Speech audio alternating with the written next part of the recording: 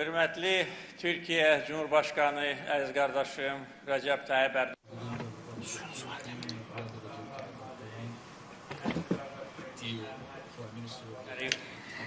Değerli kardeşim, Türkiye Cumhuriyeti Cumhurbaşkanı Sayın Recep Tayyip Erdoğan. İlk növbədə bütün Azərbaycan xalqını müstəqillik günü münasibətilə ürəkdən təbrik edirəm. Bu bayram günündə bizimlə beraber olan Türkiye ve Pakistan liderlerine ve onlarla beraber Azerbaycan'a gelmiş qonaqlara hoş gelmişsiniz deyirəm.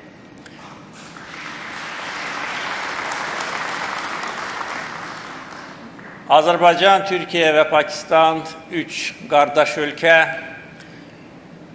əməkdaşlığı ildən ilə, gündən günə gücləndirirlər. Biz yaxşı günlərdə də, ağır günlərdə hər zaman bir-birimizin yanındayıq, həmrəylik, dəstək göstəririk. Bugün ikinci üç tərəfli zirvə görüşündə bir daha bizim strateji əməkdaşlığımız təsdiqləndi. Bugünkü mərasim Azad Laçında, işğaldan azad edilmiş Şərqi Zəngəzurda iki qardaş ölkənin liderlərin iştirakı ilə keçirilən mərasim Azərbaycan, Türkiye, Pakistan birliyinin, qardaşlığının növbəti təzahürüdür. Xüsusilə bu bölgədə 30 il ərzində işğal altında olan Laçın şəhərində bizim birgə olmağımız böyük rəmzi məna daşıyır. Çünki 44 günlük 2. Qarabağ müharibəsi zamanı bizi Türkiye ve Pakistan dəstəkləmişdir. Türkiye ve Pakistanın dəstəyi bizi ruhlandırırdı, bizə əlavə güc verirdi. Bu böyük siyasi və mənəvi dəstəyə görə biz hər zaman qardaş ölkələrin rəhbərlərinə, qardaş xalqlara minnətdarıq.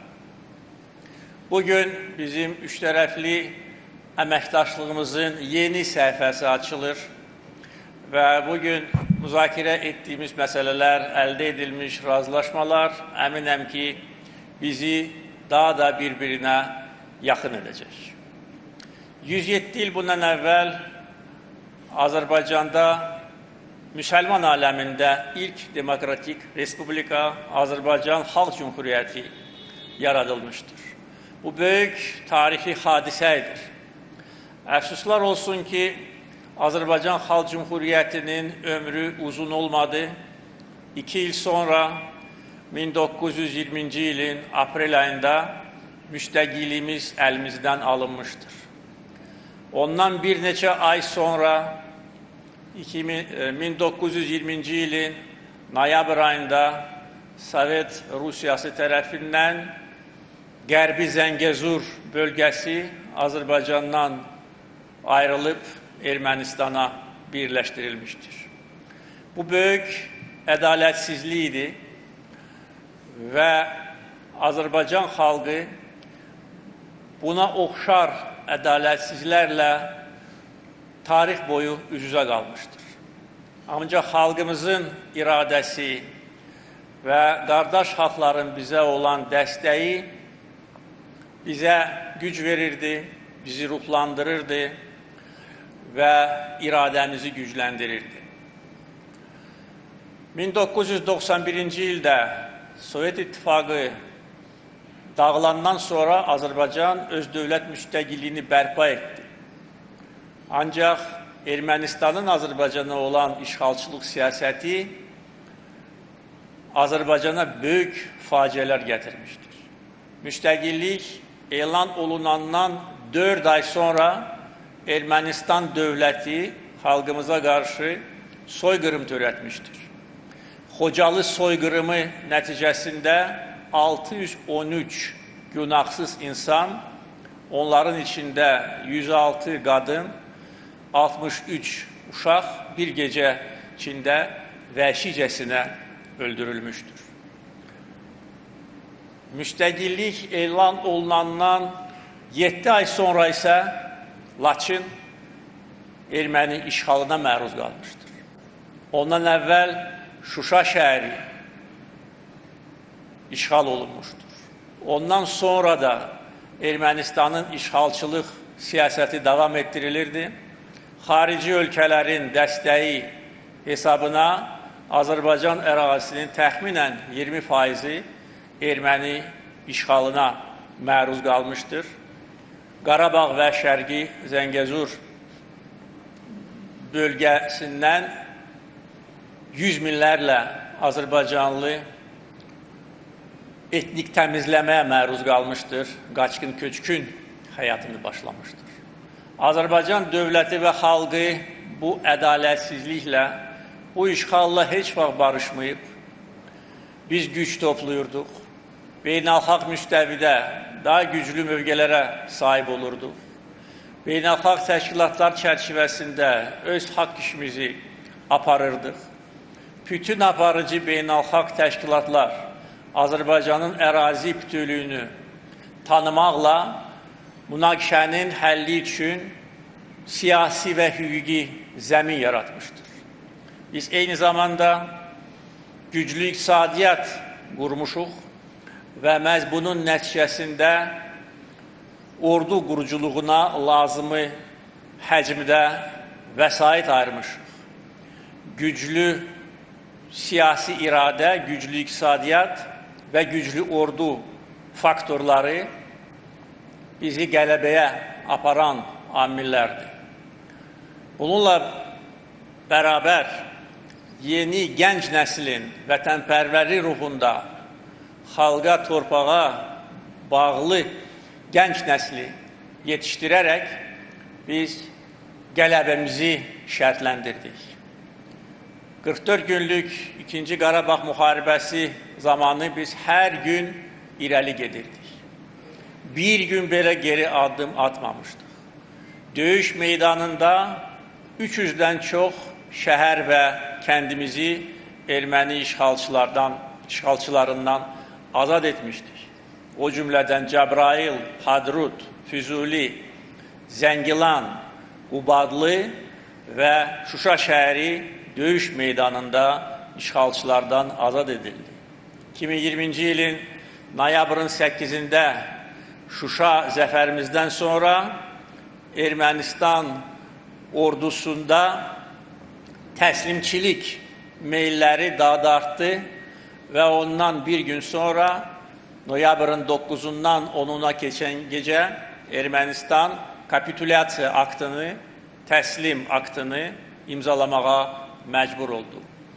Və bəs bunun nəticəsində bir güllə atılmadan Laçın, Kəlbəcər və Ağdam işğalçılardan azad edilmişdir. Bu şanlı tariximiz bölgəmizdəki geosiyasi vəziyyəti dəyişdirdi, yeni reallıqlar yarattı və hər bir ölkə bu reallıqlarla barışmalı oldu. Bizim 2023-cü ildə bir günlük antiterror əməliyyatı isə dövlət suverenliyimizi tam bərpa etdi və Azərbaycanda separatizmin kökü kəsildi bir dəfəlik. İndi isə bütün azad edilmiş torpaqlarda bərpa işləri gedir, quruculuq işləri gedir, böyük infrastruktur layihələri icra edilir, xəstəxanalar, məktəblər, 3 hava limanı, dəmir yolları, avtomobil yolları, 70 kilometrə yaxın təkcə tunel inşaatı sürətlə gedir və bugün bizim qonaqlarımız azad edilmiş torpaqlarda gedən işlərin bir hissəsi ilə tanış olmuşdur.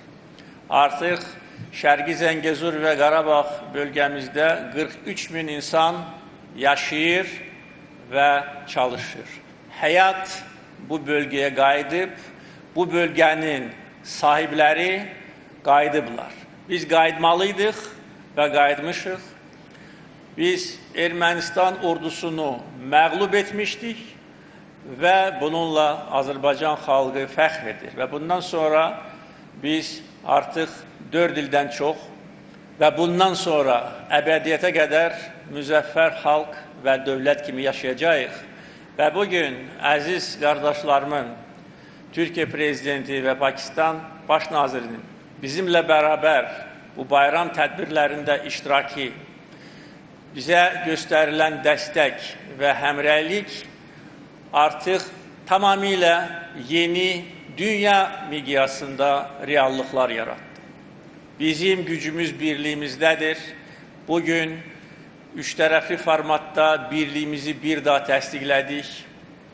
Bugün bayram konsertində səslənəcək mahnılar bir daha bizim birliyimizi göstərəcək, bizim nə qədər zəngin mədəniyyətə malik olmağımızı göstərəcək və əminəm ki, bugün azad edilmiş Laçından üç ölkənin dünyaya verdiyi mesajlar lazımı ünvana çatacaq. Mən bir daha Türkiyə Prezidenti əziz qardaşım Rəcəb Tayyip Ərdoğana, Pakistan Baş Naziri əziz qardaşım Məhəmməd Şahbaz Şərifə və onlarla bərabər gəlmiş bütün qonaqlara xoş gəlmişsiniz deyirəm. Laçınları ürəkdən salamlayıram. Allah həmişə səmamızı açıq eləsin, yolumuzu açıq eləsin, qələbə bizimlədir və bizimlə olacaq. Yaşasın Azərbaycan, Türkiyə, Pakistan birliyi, qardaşlığı.